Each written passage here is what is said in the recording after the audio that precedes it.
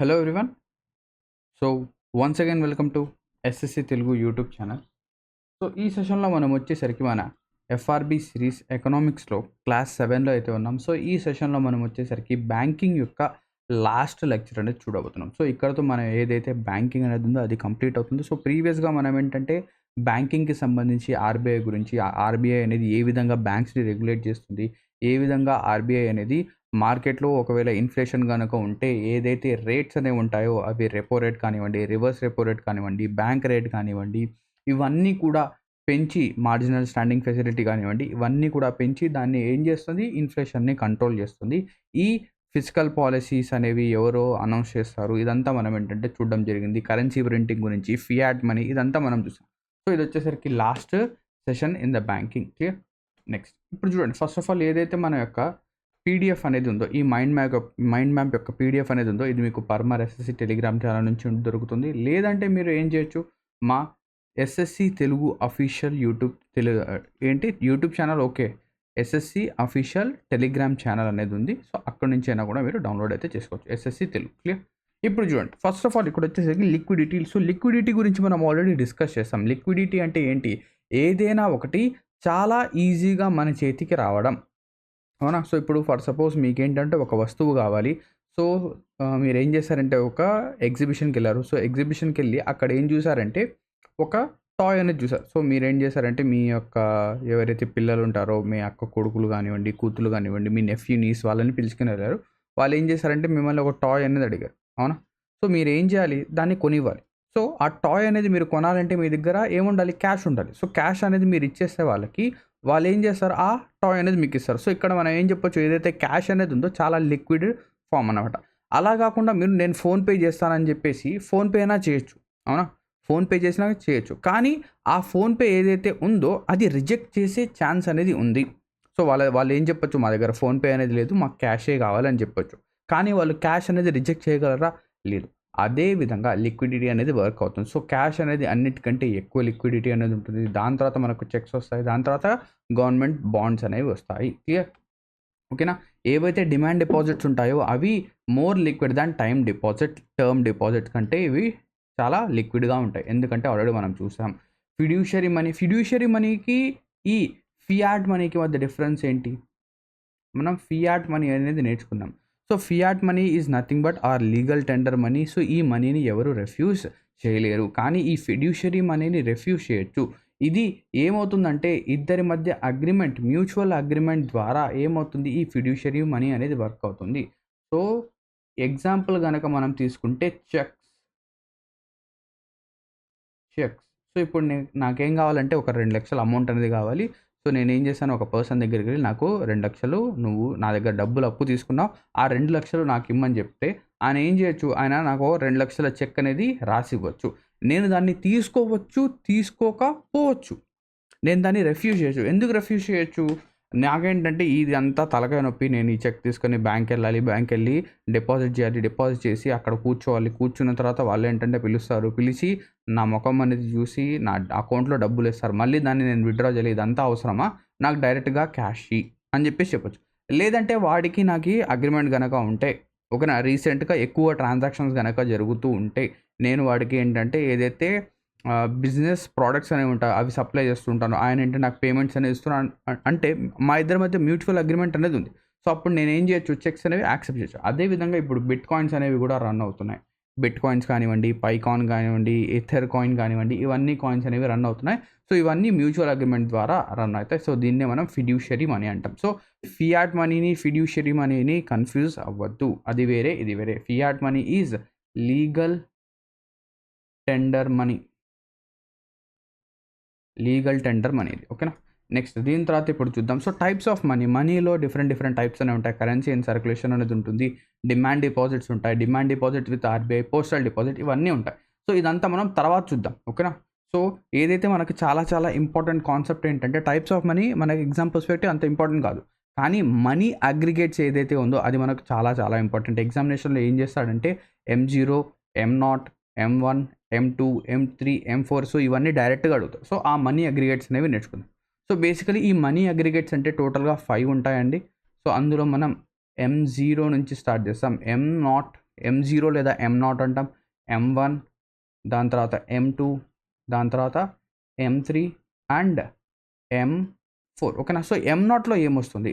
So ఈ M0ని మనం ఏమంటామంటే హై పవర్డ్ మనీ అంటాం. చాలా ఇంపార్టెంట్.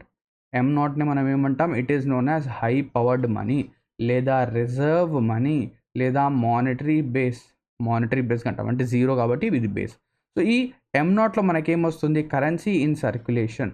M0లో మనకేమొస్తుంది? Currency in circulation.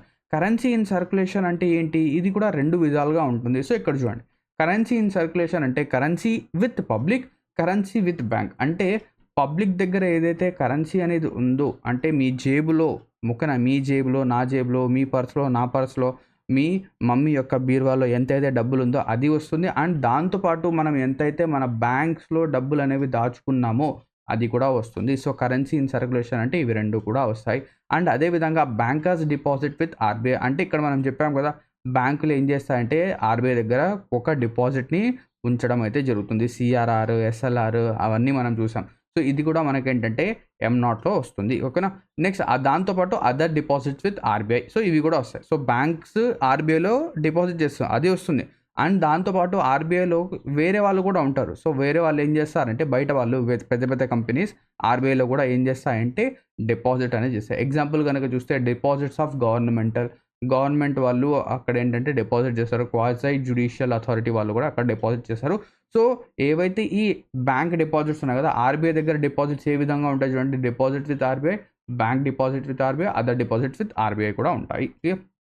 సో ఇదంతా కూడా మనకి ఎక్కడ వస్తుంది? M0లో వస్తుంది. సో ఇక్కడ మనం ఒక్కసారి రాద్దాం, M0లో ఏమొస్తుంది? M0లో currency in circulation plus bank లేదా deposits with RBI. Currency in circulations plus deposits with RBI యొక్క డిపాజిట్స్ ఇవన్నీ కూడా మనకి ఏంటంటే ఉంటాయి. సో వీటిని మనం కాంపోనెంట్స్ అంటాము. అవునా, కాంపోనెంట్స్ అంటాము. నెక్స్ట్ కరెన్సీ ఇన్ సర్క్యులేషన్ అంటే పీపుల్ యొక్క డిపాజిట్స్, పబ్లిక్ యొక్క డిపాజిట్స్ అండ్ దాంతోపాటు బ్యాంక్ యొక్క ఏదైతే కరెన్సీ ఉందో అది కూడా వస్తుంది. క్లియర్. నెక్స్ట్ M1లో ఏమొస్తుంది?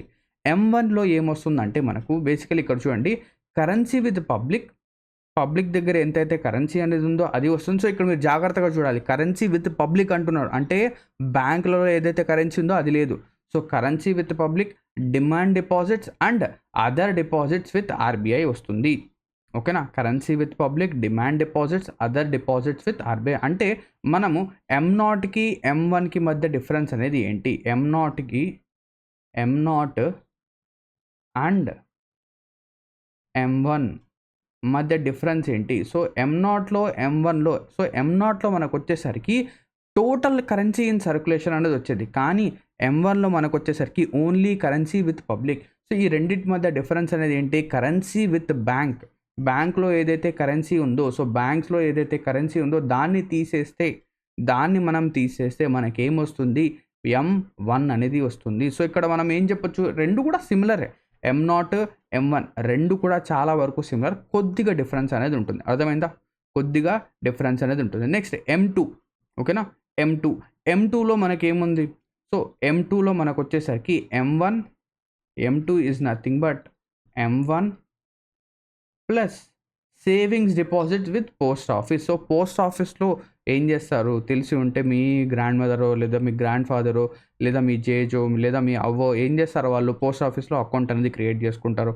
వాళ్ళకి అక్కడ ఏంటంటే కొన్నిసార్లు పెన్షన్ అనేది పడుతూ ఉంటుంది. ఇంకా కొన్నిసార్లు ఏంటంటే వాళ్ళు ఆ అకౌంట్లో డబ్బులు అనేవి డిపాజిట్ చేసుకుంటారు. అంటే బ్యాంక్ వెళ్ళేంత ఇది లేకుండా మన ఇంటి పక్కనే పోస్ట్ ఆఫీస్ ఉంటుంది, అక్కడికి వెళ్ళి డబ్బులు కట్టడము చేస్తారు. సో ఆ M2లో మనకేంటంటే పోస్ట్ ఆఫీస్ యొక్క సేవింగ్స్ డిపాజిట్ అనేది వస్తుంది. సో ఇప్పుడు గుర్తుపెట్టుకోండి, M1 అనేది నార్మల్గా currency with public, demand deposits and other deposits with RBI. So currency with public plus RBI దగ్గర ఏవైతే డిపాజిట్స్ ఉన్నాయో దాన్ని మనం M1 అంటాం. M2 కావాలంటే నేనేం చేయాలి? M1ని తీసుకోవాలి అండ్ దాంతోపాటు సేవింగ్స్ ఎక్కడ సేవింగ్స్? పోస్ట్ ఆఫీస్లో ఏదైతే సేవింగ్స్ ఉందో అది మనం యాడ్ చేయాలి. పోస్ట్ ఆఫీస్లో ఉన్న సేవింగ్స్ని మనం యాడ్ చేయాలి. అర్థమైంది. నెక్స్ట్ M3, M4 కూడా అలాగే వస్తాయి చూడండి. So M3 is nothing but M3 కావాలంటే నేనేం చేయాలి? M3 కావాలంటే నేనేం చేయాలి? డైరెక్ట్‌గా ఏదైతే M1 ఉందో ఆ M1ని మనము ఏం చేయాలి? యాడ్ చేయాలి. దేనితో? Time deposits with bank.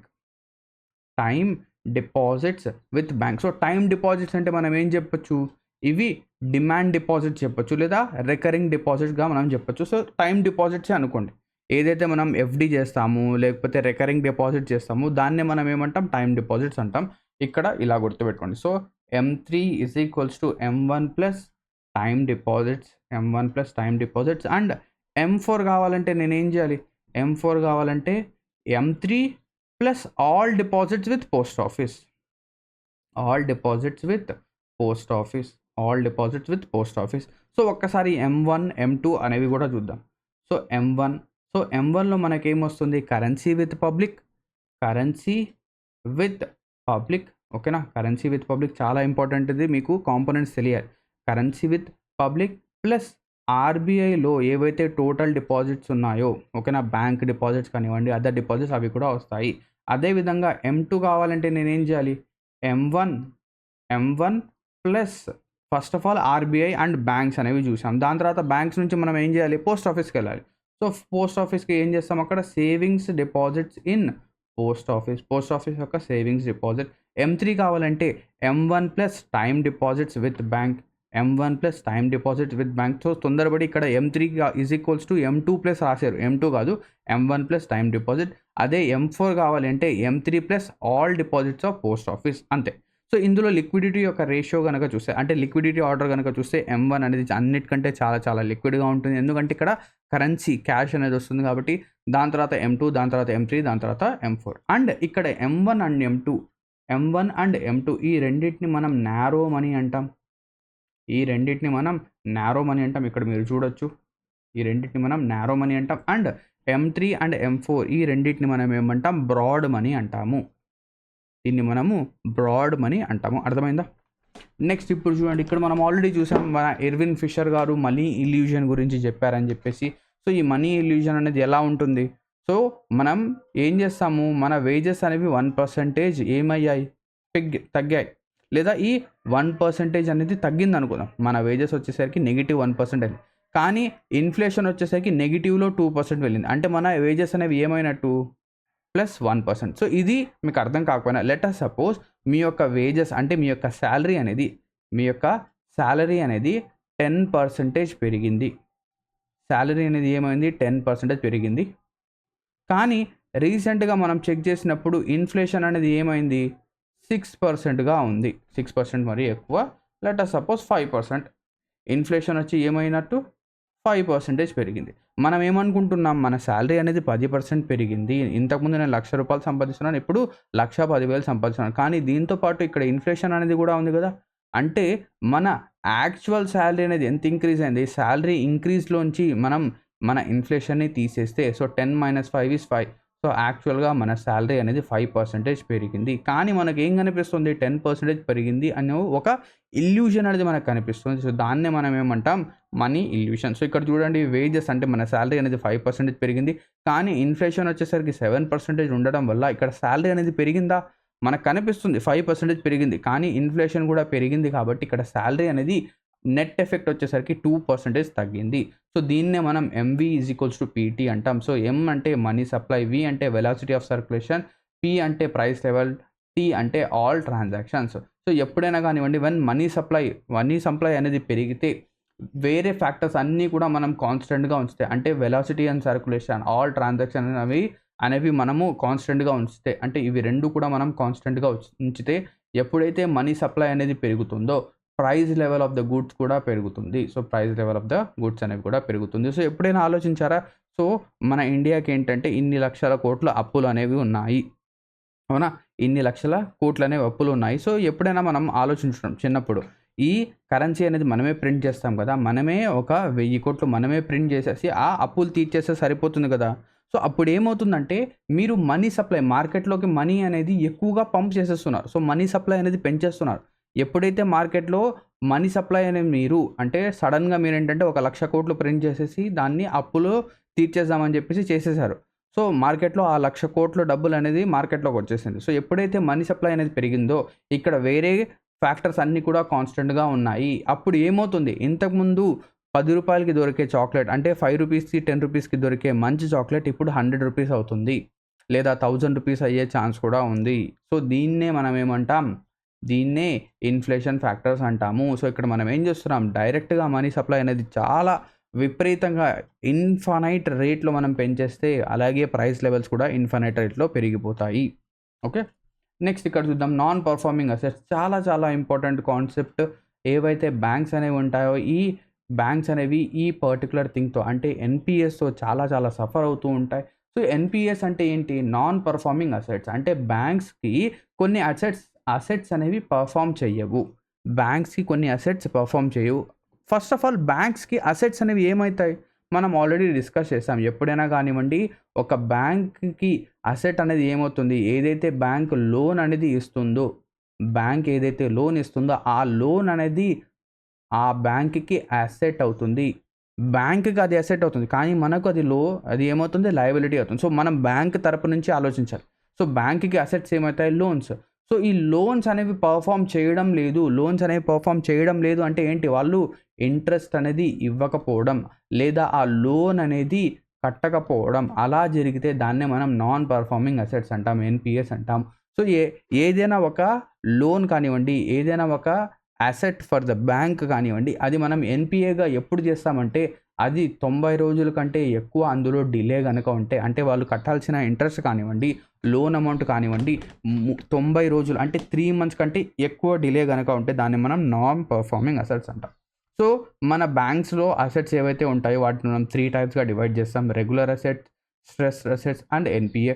So, regular assets అంటే ఇక్కడ మనకు టైమ్‌లీ పేమెంట్స్ అనేవి జరుగుతూ ఉంటాయి. ఓకేనా. ఎలాగైతే మీరున్నారో, నేనున్నామో, మనం ఏం చేస్తాం, బ్యాంక్‌లో లోన్ గనక తీసుకుంటే, ఎప్పుడైనా బ్యాంక్‌కెళ్లారా గోల్డ్ లోన్ పెట్టడానికి? గోల్డ్ లోన్ పెట్టడానికి లేదా వేరే పర్పస్ కోసం బ్యాంక్‌లో లోన్‌కి అప్లై చేయడానికెళ్లారా? సో, వాళ్ళేం చేస్తారు, ఒక 20-30 సంతకాలు పెట్టుకొని, మీ ఫోటో తీసుకొని, మీ దగ్గర నుంచి ఒక రెవెన్యూ స్టాంప్ అనేది తీసుకొని, అక్కడ సైన్‌లు చేసి, ఇదంతా చేసి అక్కడ ఏం చేస్తారంటే, మీకేంటంటే ఆ లోన్ అనేది ఇస్తారు. సో, మీ యొక్క కొలాటరల్ అనేది ఖచ్చితంగా పెట్టుకుంటారు. సో, కొలాటరల్ లేకుండా వాళ్ళు లోన్స్ అయితే ఇవ్వరు. ఒకవేళ మీ దగ్గర ల్యాండ్ అలా గనక ఉంటే, ఆ ల్యాండ్ పేపర్స్ పెట్టి లోన్ అనేది తీసుకోవచ్చు. బట్ మాక్సిమం నాకు తెలిసినంత వరకు చాలా తక్కువ మందికి ఆ ప్రాసెస్ అనేది ఉంటుంది. ల్యాండ్స్ అనేవి ఉంటాయి. సో, మనం మాక్సిమం మన ప్రిఫరెన్స్ అనేది ఏముంటుంది, గోల్డ్ లోన్ అనేది తెచ్చుకోవడం ఉంటుంది. అవునా? సో, ఆ గోల్డ్ లోన్ అనేది తెచ్చుకోవడానికి వెళ్ళినప్పుడు వాళ్ళు అదంతా చేస్తారు. సో, ఒకవేళ మనం ఆ లోన్ అనేది తీసుకున్నాం. సో, అది టైమ్‌లీ గనక మనం కడుతూ ఉంటే మనం ఏమవుతాం, బ్యాంక్‌కి రెగ్యులర్ అసెట్స్ అంటాం. అదే విధంగా మనకేంటంటే కొద్దిగా సిట్యుయేషన్ అనేది బాలేదు. లెట్ అస్ సపోజ్ మనకేంటంటే ఒక 2, 3 నెలలు సాలరీ అనేది పడలేదు. సో, అప్పుడేమైంది, ఒక 2 మంత్స్ సాలరీ అనేది పడలేదు. ఆ 2 మంత్స్ ఏదైతే ఆ లోన్‌కి ఇంట్రెస్ట్ ఉందో లేదా ఈఎంఐ అనేది ఉందో అది మనం కట్టలేదు. సో, ఇక్కడ ఏమైంది, ఇక్కడ మనకేంటంటే ఒక 1 మంత్ డిలే అయింది. 1 మంత్ డిలే అనేదయింది. సో, ఎప్పుడైతే మనకు 1 మంత్ డిలే అయిందో ఏమవుతుంది, బ్యాంక్ నుంచి దబా, దబా, దబా అని చెప్పేసి ఫోన్‌ల మీద ఫోన్‌లు వస్తూ ఉంటాయి. మీరేం చేస్తున్నారు సార్? సార్, మీ యొక్క లోన్ బిల్ అనేది పెండింగ్ ఉంది సార్. ఒకవేళ మీరు వేరే అప్లికేషన్స్ ఉన్నాయి. ఫర్ సపోజ్ క్రెడిట్ బీ కానివ్వండి, స్లైస్ కానివ్వండి, లేదా మనీ వ్యూ కానివ్వండి, అక్కడి నుంచి లోన్ గనక తీసుకుంటే వాళ్ళేం చేస్తారు, లోన్ తీసుకునేటప్పుడే మీ యొక్క కాంటాక్ట్స్ అన్నీ గూడా వాళ్ళు యాక్సెస్ అనేది తీసుకుంటారు. ఎప్పుడైతే మీ కాంటాక్ట్స్ అనేవి వచ్చేస్తాయో, మీరు ఒక నెల గనక డిలే చేస్తే డైరెక్ట్‌గా మీ ఫోన్ అంటే మీకొచ్చేసరికి ఫోన్ అనేది ఎవరికి చేస్తారు వాళ్ళు? డైరెక్ట్‌గా వచ్చేసరికి మీ మమ్మీకో, మీ డ్యాడీకో, మీ రిలేటివ్స్‌కో ఫోన్ కొట్టేస్తారు. సో, ఇక్కడేమవుతుంది, ఇక్కడ వాళ్ళేం చేస్తున్నారంటే వాళ్ళ యొక్క డబ్బులు వసూలు చేసుకోవడానికి మీ పైన స్ట్రెస్ అనేది పెడుతున్నారు. సో, స్ట్రెస్ పెడితే ఆ అమౌంట్ అనేది వస్తుంది. సో, వాటిని మనం స్ట్రెస్డ్ అసెట్స్ అంటాం. కానీ ఒకవేళ 30 రోజుల కంటే ఎక్కువగా డిలే ఉంటే దాన్ని మనము ఓకేనా, 30 డేస్ అంటున్నాను. 90 డేస్ కంటే ఎక్కువగా టైం అనేది తీసుకుంటున్నాం మనం పే చేయడానికి. దాన్ని మనం ఎన్‌పీఏ అంటాం. సో, ఈ ఎన్‌పీఏ కూడా 3 విధాలుగా మనం డివైడ్ చేస్తాం. Substandard, doubtful and loss of assets. So, ఎప్పుడైనా గానివ్వండి ఎగ్జాక్ట్‌లీ 90 డేస్ అయ్యింది మనం రీపేమెంట్ చేసి. అంటే 3 మంత్స్ అయింది. సో, దాన్ని మనం సబ్ స్టాండర్డ్‌లో పెడతాము. అలా గాకుండా 3 నెలల నుంచి 12 నెలలు అంటే 3 మంత్స్ తర్వాత నుంచి ఆ పర్టిక్యులర్ లోన్ కానివ్వండి, ఆ particular asset for the bank కానివ్వండి, అది డౌట్‌ఫుల్ అయిపోతుంది. సో, 3-12 మంత్స్ వరకు. అది 12 మంత్స్ అంటే 1 ఇయర్ దాటిందనుకోండి, దాన్ని మనం loss of asset. So, loss of అసెట్‌ని మనం ఏం చేస్తామంటే రైట్ ఆఫ్ చేసేస్తాం. అంటే ఆ డబ్బులు ఇంకా రావు. సో మేజర్గా ఇది ఏం జరుగుతుంటాయి, ఎవరైతే పొలిటీషియన్స్ కానివ్వండి, బిజినెస్ మ్యాన్స్ కానివ్వండి, వాళ్ళు ఏం చేస్తారు, లోన్స్ అనేవి తీసుకుంటారు, వాళ్ళు దొబ్బేసి వెళ్ళిపోతారు. సో ఇక్కడ నుంచి లండన్కో లేదా యూకేకో వెళ్ళిపోవడం జరుగుతుంది. సో దాన్నే మనం లాస్ ఆఫ్ అసెట్స్, దీన్ని వాళ్ళు వీళ్ళు ఏం చేస్తారు, రైట్ ఆఫ్ చేస్తారు. సో ఏదైతే ఈ నాన్ పర్ఫార్మింగ్ అసెట్స్, ఇది మన బ్యాంకింగ్ సిస్టమ్కి చాలా చాలా కీడుని చేస్తుంది అన్నమాట. ఇది ఒక చాలా నెగటివ్ ఇంపాక్ట్ని చేస్తుంది. సో దీన్ని ట్యాకిల్ చేయడం కోసం ఏం చేసింది మన గవర్నమెంట్ అంటే, బ్యాడ్ బ్యాంక్స్ అని చెప్పేసి ఒకటి లాంచ్ అనేది చేసింది. సో ఈవెన్ దో దీని పేరు బ్యాడ్ కానివ్వండి, ఇది బ్యాంక్స్కి ఏం చేస్తుంది, మంచి చేస్తుంది. దీని పేరులో బ్యాడ్ ఉంది, సో దీన్ని మనం బ్యాడ్ బ్యాంక్స్ అంటాం. కానీ ఇది బ్యాడ్ బ్యాంక్ కాదు, ఇది గుడ్ బ్యాంక్. ఏం చేస్తుంది, బ్యాంకులకి డబ్బులు అనేవి రికవర్ చేస్తుంది. So financial entity setup to buy NPS. So ఇప్పుడు లెటస్ సపోజ్ ఎస్బీఐ బ్యాంక్ అనేది ఉంది, లేదా ఒక చిన్న బ్యాంక్ అనేది తీసుకుందాం, ఓకేనా, ఏదో ఒక లోకల్ బ్యాంక్, లేదా లెటస్ సపోజ్ యూనియన్ బ్యాంక్ తీసుకుందాం. యూనియన్ బ్యాంక్ కూడా పెద్దదే. సో యూనియన్ బ్యాంక్ తీసుకుందాం. సో యూనియన్ బ్యాంక్లో ఏముందంటే ఒక 100 కోట్లు ఎన్పిఎస్ అనేవి ఉన్నాయి. సో 100 crores ఎన్పిఎస్ అనేవి ఉన్నాయి. సో ఈ యూనియన్ బ్యాంక్ ఏం చేస్తుందంటే డిక్లేర్ చేస్తుంది, సో మా దగ్గర 100 crores యూనియన్ బ్యాంక్లో ఎన్పిఎస్ ఉన్నాయి. సో ఇప్పుడు ఏమవుతుందంటే, ఒక ఎక్స్టర్నల్ ఏజెన్సీ ఏదైతే మనం బ్యాడ్ బ్యాంక్స్ అనేవి చేసామో, వాళ్ళు ఏం చేస్తారంటే దీన్ని రికవర్ చేస్తామని చెప్పేసి వాళ్ళు ఏం చెప్తారంటే, 100 కోట్ల ఎన్పిఏ అనేది ఉంది కదా, ఇందులో మేము 50 కోట్లు ఏంటంటే వసూలు అనేది చేస్తాము. 50 crores అనేవి వసూలు చేస్తాము. ఈ 50 crores మీరు 40 crores పెట్టుకోండి, మేము ఒక 10 crores పెట్టుకుంటాము అని చెప్పేసి చెప్తారు. సో ఇక్కడ ఆల్రెడీ బ్యాంక్ ఏం చేసింది, ఈ 100 కోట్లు అనేవి ఇంకా రావు అని చెప్పేసి చేతులు ఎత్తేసింది. సో ఈ 100 కోట్లలో 50 కోట్లు మేము తీసుకుంటాం, అంటే మేము తీసుకొని వీటిని రికవర్ చేసి మీకు ఇస్తాము. ఆ రికవర్ చేసి ఇచ్చినందుకు మీరు 40 కోట్లు పెట్టుకోండి, మేము 10 కోట్లు పెట్టుకుంటాం అని చెప్పేసి ఇక్కడ వీళ్ళు చెప్తారు. సో ఇక్కడ బ్యాంక్ కూడా ఏమవుతుంది, ఓకే ఇక్కడ నాకు టోటల్గా 50 crores పోవడం కంటే ఒక 10 కోట్లు పోతే మంచిదే కదా. సో అలా అనుకొని ఏం చేస్తుంది బ్యాంక్, ఓకే అని చెప్తుంది. దీనికి ఓకే అని చెప్తుంది. వీళ్ళు ఏం చేస్తారు, ఈ 40 crores రికవర్ చేసేస్తారు. సో దానికోసం మనం ఏం చేస్తామంటే 2 బ్యాడ్ బ్యాంక్స్ని ఎస్టాబ్లిష్ అయితే చేశాము. సో ఆ 2 బ్యాడ్ బ్యాంక్స్ ఏంటి, national asset reconstruction company limited NARCL and India debt resolution company limited IDRCL. So ఈ రెండింటిని మనం 2021 బడ్జెట్లో ఈ బ్యాడ్ బ్యాంక్స్ని ఎస్టాబ్లిష్ చేసాం. దీని యొక్క పని ఏంటి, ఇది మనం ఆల్రెడీ చూసాం, ఓకేనా. నెక్స్ట్ దీని తర్వాత సార్ఫేసీ యాక్ట్. సో ఈ సార్ఫేసీ యాక్ట్ అంటే ఏం కాదు, సో ఇక్కడ దీని యొక్క అబ్రివేషన్ అనేది మనకు చాలా చాలా ఇంపార్టెంట్. ఇది చూడండి, సార్ఫేసీ అంటే securitisation and reconstruction of financial assets and enforcement of security interest act. So ఇది చాలా ఇంపార్టెంట్, సో కన్ఫ్యూజ్ అవుతారు. సో 2-3 సార్లు చూసుకోండి ఇది. సో ఇది ఏం చేస్తుందంటే, provides power to bank or any financial institutions to seize the property of the default borrower. అంటే ఇప్పుడు మనం ఏం చేస్తాం, లెట్ సపోజ్ నేను ఒక 11 లక్షలకి గోల్డ్ లోన్ అనేది పెట్టాను, ఓకేనా, 11 లక్షలకి గోల్డ్ లోన్ అనేది పెట్టాను. సో ఈ 11 lakhs గోల్డ్ లోన్ అనేది ఉంది. సో బ్యాంక్లో నేను ఏం చేస్తాను, 11 lakhs గాను ఒక 30 lakhs లేకపోతే 25 lakhs గోల్డ్ అనేది నేను పెట్టాలి. సో అప్పుడే నాకు ఏమవుతుంది, 11 lakhs గోల్డ్ లోన్ ఇస్తారు. సో ఈ 11 lakhs డబ్బులు అనేది ఒకవేళ నేను కట్టకపోతే, లెటస్ సపోజ్ 1 year టైం అనేది ఉంది, ఈ 1 year టైంలో ఈ 11 lakhs గోల్డ్ అనేది ఈ 11 lakhs అమౌంట్ కనుక నేను పే చేయకపోతే, ఆ బ్యాంక్ దగ్గర పూర్తి హక్కు అనేది ఉంటుంది. దేనికి, ఈ 25 lakhs గోల్డ్ ఏదైతే ఉందో అది తీసుకొని దాన్ని అమ్మేసి వాళ్ళ యొక్క లోన్ అనేది వాళ్ళు క్లియర్ చేసుకోవడానికి. సో ఆ పవర్ని ఎవరిస్తారంటే సార్ఫేసీ యాక్ట్ అనేది ఇస్తుంది. సో ఇక్కడ నేనేంటంటే కేసు అనేది వేయలేను, ఎందుకు మీరు నా యొక్క గోల్డ్ అనేది అమ్మేశారు, నేను కడతాను కదా. సో ఈవెన్ దో బ్యాంక్ ఏం చేస్తుందంటే, ఈవెన్ దో మీ యొక్క టైం అయిపోయినా కూడా మీకేంటంటే మల్టిపుల్ టైమ్స్ కాల్ అనేది చేసి ఒక 1 month వరకు వెయిట్ చేసి దాని తర్వాత ఈ స్టెప్ అనేది తీసుకుంటుంది, ఓకేనా. సో అది మనకు సార్ఫేసీ యాక్ట్ పవర్ అనేది ప్రొవైడ్ చేస్తుంది. సో ఇక్కడ మనకు విల్ఫుల్ డిఫాల్టర్స్ ఉంటారు. సో విల్ఫుల్ డిఫాల్టర్స్ అంటే ఏంటి, వాళ్ళ దగ్గర డబ్బులు ఉంటాయి, ఓకేనా, 1,00,000 కోట్లు లోన్ అనేది తీసుకుని ఉంటారు. సో ఆ లోన్ అనేది తీసుకున్నా కూడా వాళ్ళ దగ్గర ఈవెన్ దో 2-3 లక్షల కోట్లు ఉన్నా కూడా వాళ్ళు ఏంటంటే ఆ డబ్బులు అనేది పే చేయరు. సో ఈవెన్ దో డబ్బులు ఉన్నా కూడా పే చేయకపోతే దాన్ని మనం విల్ఫుల్ డిఫాల్టర్ అంటాం. And insolvency and bankruptcy code అనేది కూడా మనకి ఏంటంటే ఇక్కడ రావడం జరిగింది. సో ఏవైతే బ్యాంక్రప్సీ యొక్క లాస్ అనేవి ఉన్నాయో, ఓకేనా, ఐపీ పెడతారు కదా, ఇన్సాల్వెన్సీ పిటిషన్. సో ఆ బ్యాంక్రప్సీ యొక్క లాస్ అన్నీ కూడా ఒక చోట సెగ్రిగేట్ చేసి మనం ఏం చేసాం, కన్సాలిడేట్ చేసి మనం ఒక చోట పెట్టాం. So insolvency and bankruptcy code 2016. దీని తర్వాత ఇక్కడ మనకు బేసల్ నార్మ్స్ కూడా మనకు చాలా ఇంపార్టెంట్. సో, బేసల్ అనేది ఒక ప్లేస్ అండి స్విట్జర్లాండ్‌లో. ఇక్కడ ఏమైందంటే ఒక అగ్రీమెంట్ అనేది జరుగుతుంది. సో, ఇదొచ్చేసరికి headquarters of bank of international settlements BIS Basel norms. Basel సిటీలో ఇదొచ్చేసరికి స్విట్జర్లాండ్‌లో ఉంది. సో, ఇక్కడ ఏం చేశారంటే వీళ్ళు సో, నార్మల్‌గా ఒక కంట్రీలో లెట్ అస్ సపోజ్ పాకిస్తాన్ అనేది ఉంది. సో, పాకిస్తాన్‌లో ఏవైతే బ్యాంక్స్ అనేవి ఉన్నాయో అవి కొలాప్స్ అయ్యాయనుకోండి. అక్కడ ఏదైతే బ్యాంకింగ్ సిస్టమ్ అనేది ఉందో అది కొలాప్స్ అయితే అదేమవుతుంది పూర్తి ప్రపంచం పైన ఎంతో కొంత ఎఫెక్ట్ అనేది చూపిస్తుంది. సో, ఈవెన్ దో ఇప్పుడున్న సిట్యుయేషన్‌లో పాకిస్తాన్‌లో ఏవైతే బ్యాంక్స్ ఉన్నాయో అవి కొలాప్స్ అయినా కూడా మనకు అంతగా డిఫరెన్స్ రాదు. బట్ పాకిస్తాన్ కాకుండా వేరే కంట్రీ తీసుకుందాం. Let us suppose South Africa కానివ్వండి, సూడాన్ కానివ్వండి, ఇవాళ కొన్ని కంట్రీస్ ఉంటాయి. సో, ఒకచోట బ్యాంకింగ్ సిస్టమ్ గనక కొలాప్స్ అయితే అది పూర్తి ప్రపంచాన్ని ఎఫెక్ట్ అనేది చేస్తుంది. సో, ఇలా ఎందుకు జరుగుతోంది? ఏంటి? దీన్ని మనం ఏ విధంగా ఆపొచ్చు అని చెప్పేసి మనం ఇక్కడ కూర్చొని డిస్కస్ అయితే చేసాం. ఇక్కడ కొన్ని నార్మ్స్, కండిషన్స్ అయితే మనం పెట్టాం. సో, ఇక్కడ బేసల్ కమిటీ అనేది కూర్చుంది 1974.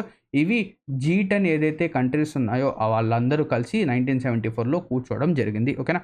సో, ఇందులో మనం 3 నార్మ్స్ ఏంటంటే ఇక్కడ ఇవ్వడం జరిగింది.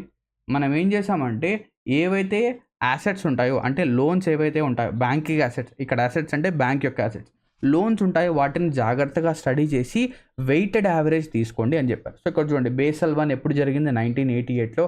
సో, ఇక్కడ ఏం జరిగిందంటే ఫోకస్ ఆన్ క్రెడిట్ రిస్క్ ఏదైతే ఉందో దానిపైన ఫోకస్ చేయండి అని చెప్పేసి చెప్పారు. ఇక్కడ ఏం చెప్పారంటే minimum capital requirement at 8% of the risk weighted asset RWA capital adequacy ratio. So, ఈ రిస్క్ వెయిటెడ్ అసెట్స్ అంటే ఏంటి, క్యాపిటల్ అడిక్వసీ రేషియో అంటే ఏంటి మీకు తెలియకపోవచ్చు. ఇప్పుడు నేను ఎక్స్ప్లెయిన్ చేస్తాను. ఓకేనా? సో, ఇప్పుడు ఏమైందంటే ఒక బ్యాంక్ అనేది ఉంది. ఓకేనా? ఒక బ్యాంక్ అనేది ఉంది. సో, ఈ బ్యాంక్ దగ్గరికి ఈ బ్యాంక్ దగ్గరికి నలుగురు వచ్చారు. ఎంతమంది? ఈ బ్యాంక్ దగ్గరికి నలుగురు రావడం జరిగింది. సో, ఈ నలుగురు కూడా ₹1,00,000 లోన్ కోసం వచ్చారు. అవునా? ₹1,00,000 లోన్ కోసం వచ్చారు. సో, మనం ఏం చేసామంటే కొంచెం ఆలోచించి ₹1,00,000 ఇవ్వాలా వద్దా అని చెప్పేసి వీళ్ళ యొక్క ప్రొఫైల్స్ అనేవి చెక్ చేసాం. సో, ఫస్ట్ పర్సన్ ఎవరైతే వచ్చాడో ఈయన వచ్చేసరికి గవర్నమెంట్ ఎంప్లాయీ అన్నమాట. గవర్నమెంట్ దగ్గర నుంచి ఆయనకేంటంటే సాలరీ అనేది వస్తుంది. సో, ఆయనకి ఇన్కమ్ ట్యాక్స్ ఇన్స్పెక్టరో, GST ఇన్స్పెక్టరో, లేకపోతే ఒక టీచరో, ఓకేనా? ఆయన. సో, ఈయనకేంటంటే గవర్నమెంట్ ఎంప్లాయీ. నెక్స్ట్ ఇంకో పర్సన్ వచ్చేసరికి ఒక పర్సన్ బిజినెస్ మ్యాన్. ఈయన కూడా బిజినెస్ మ్యానే. ఇంకొక పర్సన్ వచ్చేసరికి రౌడీ కూడా తెల్ల చొక్కా తెల్ల ప్యాంట్ వేసుకున్న రౌడీ. మీకు అర్థమై ఉంటుంది. ఓకేనా? సో, ఇక్కడ గవర్నమెంట్ సాలరీడ్ పర్సన్ ఎవరైతే ఉంటాడో ఈయన బ్యాంక్ దగ్గర లోన్ కోసం వచ్చాడు. సో, ఈయన యొక్క రిస్క్‌ని మనం అసెస్ చేసాము. ఈయన ఎంత బ్యాంక్‌కి రిస్క్ అనేది కల్పించవచ్చు. సో, బేసికలీ ఈయన చూస్తే ఈయనకి నెల సాలరీ అనేది పడుతుంది. ఒక రెప్యుటేటెడ్ సోషల్ లైఫ్ అనేది ఉంటుంది కాబట్టి బేసికలీ ఈయన యొక్క రిస్క్ పర్సెంటేజ్ అనేది ఓన్లీ 2% మాత్రమే. 2% మాత్రమే ఈయన దగ్గర రిస్క్ ఉంటుంది. నెక్స్ట్ ఒక బిజినెస్ మ్యాన్ ఉన్నాడు. ఈయన ఏంటంటే లక్షల్లో బిజినెస్ అనేది చేస్తూ ఉంటాడు. ఈయనకి కొద్దిగా అమౌంట్ అనేది వచ్చింది. కానీ ఈయన దగ్గర సాలరీ కాదు కాబట్టి బిజినెస్ అనేది ఒకసారి బాగా జరుగుతుంది, ఇంకోసారి బాగా జరగకపోవచ్చు. సో, ఈయన యొక్క రిస్క్ అనేది మనము 5%గా పెట్టాము. 5%గా ఈయన యొక్క రిస్క్ అనేది పెట్టాము. నెక్స్ట్ ఇంకొక బిజినెస్ మ్యాన్ ఉన్నాడు. ఈయన ఏంటంటే ప్రీవియస్లీ లోన్స్ అనేవి తీసుకున్నాడు. సో, ఈయన business man 1, business man 2 previously loans అనేవి తీసుకున్నాడు.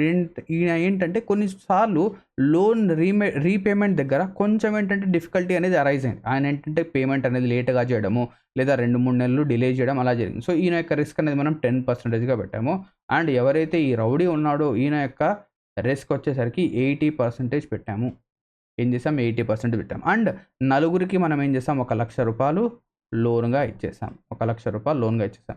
సో, ఇక్కడ ఏం జరుగుతుందంటే ఏదైతే రిస్క్ వెయిటెడ్ అసెట్స్ అనేవి మీరు మీ యొక్క టోటల్ ఏదైతే ఉందో దానికి 8% కంటే ఎక్కువ వెళ్ళకూడదు అని చెప్పేసి ఇక్కడ వీళ్ళు చెప్పారు. సో, ఇక్కడ మనం రిస్క్ గనక చూస్తే 1,00,000కి 2% అంటే ఇక్కడ 2,000 వస్తుంది. ఇక్కడ 2,000 వస్తుంది. 1,00,000కి 5% అంటే ఇక్కడ ఎంత వస్తుంది? 5,000 వస్తుంది. ఇక్కడ 10,000 వస్తుంది. ఇక్కడ 80,000 రిస్క్ అనేది ఉంటుంది. సో, టోటల్ రిస్క్ అనేది ఎంత? సో, 80, 90, 97. సో, 97,000 ఏంటంటే ఇక్కడ బ్యాంక్‌కి రిస్క్ ఎంత అమౌంట్ ఇచ్చింది బ్యాంక్? 4 lakhs. So 4 lakhsకి 97,000 risk. అంటే ఇలా మనం ఏం చేస్తామంటే రిస్క్ వెయిటెడ్ రేషియోని ఫైండ్ ఔట్ చేస్తాం. ఇక్కడ ఏం చెప్పిందంటే ఈ 4 lakhsకి 8% అనేది 4 8 జా 32. అంటే మీరు రిస్క్ తీసుకోవాల్సింది 32,000 మాత్రమే. అంటే మీరు ఏం చేయాలి? మీ యొక్క 4,00,000కి 8% అంటే 4 8 జా 32,000 మాత్రమే. కానీ ఇక్కడ మీరు 97,000 అనేది రిస్క్‌గా తీసుకుంటున్నారు. సో, దీన్ని మీరు తగ్గించాలంటే ఏం చేయాలి? వీడికి లోన్ ఇవ్వకూడదు. అంతే కదా! వీడికి లోన్ క్యాన్సెల్ చేస్తే మన రిస్క్ వెయిటెడ్ అసెట్స్ అనేవి తగ్గిపోతాయి. అలా ఈ రిస్క్ వెయిటెడ్ అసెట్స్ అనేవి మనం క్యాలిక్యులేట్ చేస్తాము. సో, ఇక్కడ నెక్స్ట్ ఎన్‌బీఎఫ్‌సీస్ ఉంటాయి. ఎన్‌బీఎఫ్‌సీస్ అనేవి మనం ఆల్రెడీ చూసాం. Non banking financial companies and MFI micro finance institute. So, ఎన్‌బీఎఫ్‌సీస్‌లో ఎంఎఫ్ఐ గనక ఉండాలి అంటే ఇక్కడ ఎంత పర్సెంటేజ్ మైక్రో ఇన్‌స్టిట్యూషన్స్‌కి లోన్ ఇవ్వాలి? 75%. సో, ఇక్కడ వీళ్ళ యొక్క రిస్క్ వెయిటెడ్ పర్సెంటేజ్ అనేది కొంచెం పెంచారు. 15%గా పెంచారు. ఎందుకు? ఈ ఎన్‌బీఎఫ్‌సీస్ కానివ్వండి, ఎంఎఫ్ఐ కానివ్వండి, వీళ్ళు రూరల్ ఎవరైతే పీపుల్ ఉంటారో వాళ్ళకి హెల్ప్ చేయడం కోసం ఇది మనం ఎస్టాబ్లిష్ చేసాం కాబట్టి ఇది కొంచెం ఎక్కువ ఉంటుంది. ఎన్‌బీఎఫ్‌సీస్ డిమాండ్ డిపాజిట్స్‌ని మనం ఆల్రెడీ చూసాం. డిమాండ్ డిపాజిట్స్‌ని వీళ్ళు యాక్సెప్ట్ చేయకూడదు. అండ్ దాంతో పాటు సీఆర్ఆర్, ఎస్ఎల్ఆర్ మెయింటైన్ చేయాల్సిన అవసరం లేదు. నెక్స్ట్ దాని తర్వాత బేసల్ 2 నార్మ్స్ 2004లో జరిగాయి. నెక్స్ట్ బేసల్ 3 నార్మ్స్ 2008లో జరిగాయి. బేసల్ 3లో ఏం జరిగిందంటే క్యాపిటల్‌ని మనం 3 విధాలుగా డివైడ్ చేసాం. టైర్ 1, టైర్ 2, టైర్ 3 అంతే. అంతే మీరు చూసుకోవాల్సింది. దీనికి మించి ఎగ్జామినేషన్‌లో అడగడు. ఓకేనా? క్లియర్? క్లియర్? నెక్స్ట్ దీని తర్వాత లిక్విడిటీ అడ్జస్ట్‌మెంట్ ఫెసిలిటీ. సో, దీన్నే మనం ఎల్ఏఎఫ్ అంటాం. సో, ఇందులో మనకేంటంటే liquidity trap, money market, capital market ఉంటాయి. సో, లిక్విడిటీ ట్రాప్ అంటే ఏంటి? ఇప్పుడు చూద్దాం. సో, దీన్ని మనం ఏం చేద్దామంటే గోల్డ్ యొక్క రేట్‌తో కంపేర్ చేద్దాం. సో, గోల్డ్ రేట్ ఓకేనా? Gold rate. Let us suppose gold rate అనేది పెరుగుతోంది. ఓకేనా? ఒకరోజు ఇంత పెరిగింది. రెండో రోజు ఏమైంది? దానికంటే ఇంకొంచెం ఎక్కువ పెరిగింది. మూడో రోజు దానికంటే ఇంకొంచెం ఎక్కువ పెరిగింది. అవునా? పెరిగింది. సో, గోల్డ్ రేట్ అనేది ఇలాగా పెరుగుతూ వెళ్తుంది. ఇప్పుడు మన ఇంట్లో దగ్గర ఏముందంటే ఒక 20,00,000 అమౌంట్ అనేది ఉంది. సో, 20 లాక్స్ అమౌంట్ అనేది ఉంది. అవునా? సో, మనం ఏం చేస్తామంటే ఈ 20 లాక్స్‌తో గోల్డ్ అనేది కొనాలి అనుకున్నాం. అవునా? 20 లాక్స్‌తో గోల్డ్ అనేది కొనాలి అనుకున్నాం. ఫస్ట్ రోజు గోల్డ్ అనేది కొంచెం పెరిగింది. ఓకే. గోల్డ్ పెరుగుతోంది. మనం ఏం ఆలోచిస్తాము? ఓకే. గోల్డ్ అనేది పెరుగుతోంది. రెండో రోజు కూడా పెరుగుతుంది. సెకండ్ డే కూడా పెరుగుతుంది. సో, పెరిగినప్పుడు ఓకేనా? పెరిగినప్పుడు మనం అమ్మేద్దాం. ఈ 20 లాక్స్ గోల్డ్ అనేది ఉంది. మనం అమ్మాలి. ఓకేనా? మనం ఏం చేయాలి? అమ్మాలి. సో, ఇక్కడ పెరుగుతోంది. నెక్స్ట్ ఇంకోసారి. సో, ఇంకొక రేట్ అనేది పెరుగుతుంది. నెక్స్ట్ ఇంకోసారి రేట్ అనేది పెరుగుతుంది. సో, ఇలా పెరుగుతున్నప్పుడు మనం అమ్ముతామా? అమ్మము. కానీ గోల్డ్ రేట్ అనేది తగ్గుతోంది. తగ్గుతోంది. తగ్గుతోంది. క్లియర్? తగ్గుతోంది. సో, ఫస్ట్ రోజు గోల్డ్ రేట్ అనేది తగ్గింది. ఓకే. ఇక్కడ గోల్డ్ రేట్ అనేది తగ్గింది. ఇప్పుడు మనము ఇక్కడ మన యొక్క డబ్బులనేవి మన దగ్గర ఎంతైతే గోల్డ్ అనేది ఉందో అది అమ్మాలి అని చెప్పేసి మనం చూస్తే మనకు తక్కువ అమౌంట్ వస్తుంది. కానీ నెక్స్ట్ రోజు కూడా తగ్గుతుంది. నెక్స్ట్ రోజు కూడా తగ్గుతుంది. అదే విధంగా గోల్డ్ కాకుండా బ్యాంక్ యొక్క రేట్స్ చూద్దాం. బ్యాంక్ యొక్క ఇంట్రెస్ట్ రేట్స్. సో, అది కూడా ఇలాగే పెరుగుతుంది. ఇలా పెరుగుతుంది. ఇలా పెరుగుతుంది. ఇప్పుడు మన దగ్గర 20,00,000 క్యాష్ ఉంది. 20,00,000 ఏముంది? క్యాష్ ఉంది. మార్కెట్‌లో 20 లాక్స్ క్యాష్ అనేది ఉంది. అవునా? సో, ఈ 20 లాక్స్ క్యాష్ నేను ఫస్ట్ రోజే బ్యాంక్‌లో పెడదాం అనుకుంటే ఇక్కడ రేట్ ఆఫ్ ఇంట్రెస్ట్ అనేది పెరిగింది. సో, ఇప్పుడు నేను ఏం అజ్యూమ్ చేస్తాను? ఇక్కడ రేట్ ఆఫ్ ఇంట్రెస్ట్ పెరిగింది కాబట్టి నెక్స్ట్ రోజు కూడా పెరుగుతుంది. నెక్స్ట్ రోజు పెరుగుతుంది. అంటే ఎప్పుడైతే ఇంట్రెస్ట్ రేట్స్ అనేవి పెరుగుతూ ఉంటాయో మన దగ్గర ఉన్న క్యాష్ అనేది మనం అలాగే ఉంచుకుంటాం. ఏం చేస్తాం? అలాగే ఉంచుకొని ఇంకా వస్తుంది, ఇంకా వస్తుందని చెప్పేసి ఆ లిక్విడ్ క్యాష్‌ని మన దగ్గరే పెట్టుకుంటాం. సో, దాన్నే ఇక్కడ ఏమంటున్నానంటే liquidity trap. So, a situation in economy where people love to hold their money despite of any changes in interest rate which renders any monetary policy ineffective. ఎటువంటి మానిటరీ పాలసీ కూడా అప్పుడు ఏమవుతుంది? ఇన్‌ఎఫెక్టివ్‌గా అవుతుంది. ఎప్పుడు డబ్బులనేవి జనాలు వాళ్ళ దగ్గరే పెట్టుకోవాలని చెప్పేసి. ఎందుకు? ఇవి మనకు ఇటువంటి సిట్యుయేషన్స్ అనేవి మనకు ఎప్పుడు కనిపిస్తాయంటే ఎప్పుడైనా ఎకానమీ అనేది చాలా అన్‌స్టేబుల్‌గా ఉంటే, దగ్గరలో ఎలక్షన్స్ అనేవి వస్తుంటే అప్పుడు. సో, ఈ లిక్విడిటీ ట్రాప్‌లో ఎటువంటి స్పెండింగ్ అనేది ఉండదు. సో, వీళ్ళు ఏం చేస్తారు? ఆ డబ్బులనేది వాళ్ళ దగ్గరే పెట్టుకుంటారు. Happens when rates increase. Rates అంటే బ్యాంక్ ఇంట్రెస్ట్ రేట్స్ ఇంక్రీజ్ అయినట్టు. అండ్ ఇక్కడ స్పెక్యులేటివ్ డిమాండ్ అనేది కూడా ఉంటుంది. ఇది పర్ఫెక్ట్‌లీ ఎలాస్టిక్‌గా ఉంటుంది. క్లియరా? ఓకే. దీని తర్వాత మనీ మార్కెట్. మనీ మార్కెట్ అంటే ఇందులో షార్ట్ టర్మ్ లోన్స్ అనేవి ఇక్కడ ఇవ్వడం జరుగుతుంది. సో, కాల్ మనీ అనేది వితిన్ డేలో ఒక రోజు లోపలే పే చేసేయాలి. అండ్ నోటీస్ మనీకి మనం ఏం చేస్తామంటే 2-14 డేస్ టైం అనేది ఉంటుంది. క్యాపిటల్ మార్కెట్ అంటే long term loans. Money market short term loans. ఇక్కడ ఏమవుతుంది? బ్యాంక్స్ అనేవి ఒక బ్యాంక్ అనేది ఇంకో బ్యాంక్ దగ్గర నుంచి షార్ట్ టర్మ్ లోన్స్ అనేవి తీసుకోవడం జరుగుతుంది. సో దాన్నే మనం మనీ మార్కెట్ అంటాం. సో ఇందులో కాల్ మనీ అనేది ఉంటుంది, నోటీస్ మనీ ఉంటుంది. కాల్ మనీ అంటే వితిన్ ఎ డే రీపే చేసేయాలి. ఎందుకు వీళ్ళు కాల్ మనీ అనేది తీసుకుంటారు? మనం చెప్పాం కదా, సీఆర్ఆర్, ఎస్ఎల్ఆర్ అనేది మెయింటైన్ చేయడం కోసం. ఒకవేళ అది మెయింటైన్ చేయలేకపోతే వాళ్ళు ఏం చేయాలి? ఇది తీసుకొని మెయింటైన్ అనేది చేస్తారు. సో క్యాపిటల్ మార్కెట్‌లో లాంగ్ టర్మ్ లోన్స్ ఉంటాయి. నెక్స్ట్ ఇక్కడ ట్రెజరీ బిల్స్ ఇవి వచ్చేసరికి ఆర్‌బీఐ ఇష్యూ చేస్తుంది. సో ఈ ట్రెజరీ బిల్స్ అనేవి 3 రకాలుగా ఉంటాయి. So 91 days, 182 days and 364 days. ఇవి లెస్ థాన్ 1 ఇయర్‌కి మాత్రమే వీళ్ళు ఇష్యూ అనేది చేస్తారు. ఇవి ఆల్వేస్ ఏమవుతాయంటే డిస్కౌంటెడ్ రేట్స్‌కి ఇష్యూ అనేది చేస్తారు. లెట్ అస్ సపోజ్ ఒక 10,000 యొక్క ట్రెజరీ బిల్ అనేది ఉంది. So 10,000 treasury bill. సో ఇది నేనేం చేస్తున్నానంటే ఒక 182 డేస్‌కి ఇష్యూ అనేది చేస్తున్నాను. 182 డేస్‌కి ఇష్యూ చేస్తున్నాను. సో దీని యొక్క వాల్యూ వచ్చేసరికి 10,000. కానీ గవర్నమెంట్ ఏం చేస్తుందంటే దీన్ని డిస్కౌంటెడ్ రేట్‌కి అంటే 9,800కి మాత్రమే ఇది లిస్ట్ అనేది చేస్తుంది. సో మీకు కావాలంటే దీన్ని 9,800కి కొనుక్కోవచ్చు. ఎప్పుడు 182 డేస్ తర్వాత మీకేంటంటే టోటల్‌గా 10,000 అనేది వచ్చేస్తుంది. అంటే ఏదైతే అడిషనల్‌గా 200 వస్తుందో 182 డేస్ తర్వాత అది మీకేమవుతుంది ప్రాఫిట్. లెట్ అస్ సపోజ్ 9,800 కాకుండా 9,500 అందాం. 500 మీకేమొస్తుంది? 500 మీకు ప్రాఫిట్‌గా వస్తుంది. సో 500 ప్రాఫిట్ వస్తుంది. సో దీన్నే మనం డిస్కౌంటెడ్ రేట్ అంటాం. So no rate of interest. ఇందులో ఎటువంటి రేట్ ఆఫ్ ఇంట్రెస్ట్ అనేది ఉండదు. ఎందుకంటే స్టార్టింగ్‌లోనే మీకేంటంటే ఇక్కడ డిస్కౌంట్ ఇచ్చేసి అమ్మేటప్పుడు మీకేంటంటే మీరు మళ్ళీ ఏదైతే బిల్ ఉందో అది ఇచ్చేటప్పుడు మీకు పూర్తి అమౌంట్ అనేది వచ్చేస్తుంది. ఓకేనా? ఇక్కడితో ఏదైతే మన యొక్క బ్యాంకింగ్ చాప్టర్ అనేది ఉందో అది కంప్లీట్ అవుతుంది. ఐ హోప్ దట్ మీకు ఈ సెషన్‌లో ఏదైతే మనం డిస్కస్ చేసామో ఇవి బాగా అర్థమై ఉంటాయనుకుంటున్నాను. ఇక్కడితో ఈ సెషన్ ఎండ్ అవుతుంది. Thank you very much. Have a lovely day ahead. And ఈ ఎకానమీ యొక్క ప్లేలిస్ట్ అనేది మనం ఆల్రెడీ క్రియేట్ చేసాం. లింక్ అనేది కింద డిస్క్రిప్షన్‌లో ఇస్తాను. అక్కడ నుంచి మీరు యాక్సెస్ చేయొచ్చు. Clear? Thank you. Have a lovely day.